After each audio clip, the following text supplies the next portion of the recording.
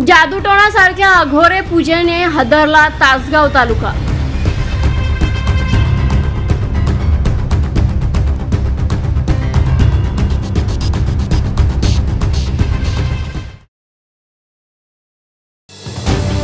सांगली शहरामध्ये गुंतवणुकीचा विचार करताय? कमर्शियल लोकेशन हवं आहे, स्वतःलाच व्यवसाय करायचा आहे किंवा नामांकित ब्रँड्ससाठी भाडे तत्वावर द्यायचं आहे?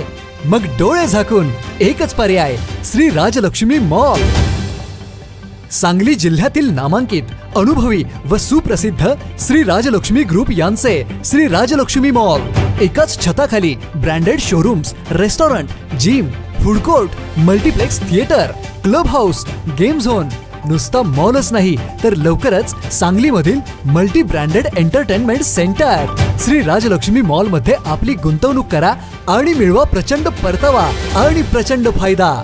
श्री राजलक्ष्मी ग्रुप आता पुण्यामध्ये देखील अनेक गुंतवणुकींचे पर्याय उपलब्ध।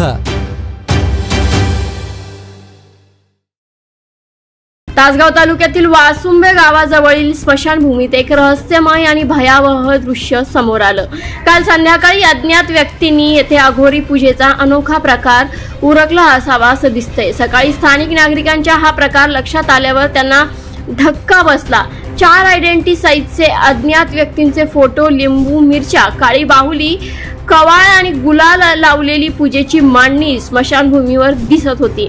हा फोटो कोणत्या व्यक्तींचा आहे आणि अघोरी पूजेचा हेतू काय याबाबत कोणताही माहिती उपलब्ध नसून गावकऱ्यांमध्ये संभ्रम पसरला असून या प्रकाराने स्मशानभूमीचा परिसर भयमिश्रित झाला आहे।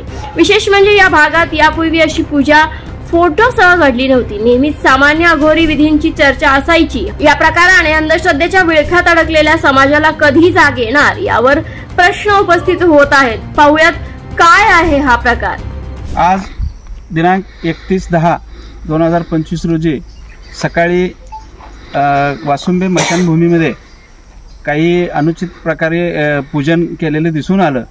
त्यामध्ये काही व्यक्तींचे फोटो पूजन करून त्याला वेगवेगळ्या बाहुल्यांचा आकार देऊन काही फळं, मोठी भोपळा, तुमचं कवाळ आणि इतर सगळ्या फळांचा वापर करून बाहुल्यांच्या मध्ये आणि लिंबामध्ये पिना खुपसून पूजा वगैरे केलेली दिसून येते।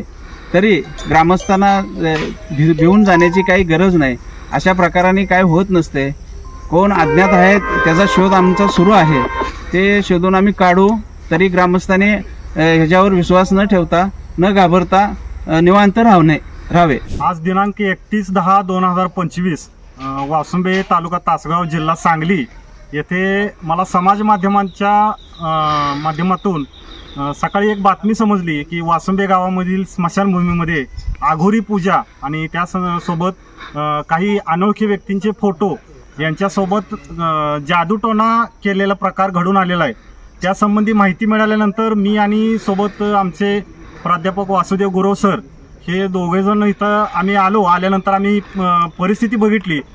या स्मशानभूमीमध्ये अघोरी जादूटोणा अशा प्रकारचं काहीतरी जंतर मंतर करण्याच्या प्रक्रियेतून पूजाविधी संध्याकाळी करण्यात आलेली असावी आणि सकाळी इथं दुसरा एक विधी चालू होता आणि त्या विधीच्या दरम्यान जी लोक इथं उपस्थित झाली सकाळी, त्यामुळं हा घटना लगेच समजली आणि या समजल्या आम्ही या घटनेसाठी लोकांच्या मनात जी भीती निर्माण होते, मला वाटते 2 ते 3 महिन्यापूर्वीही या स्मशानभूमीमध्ये अशाच प्रकारची घटना घडली होती।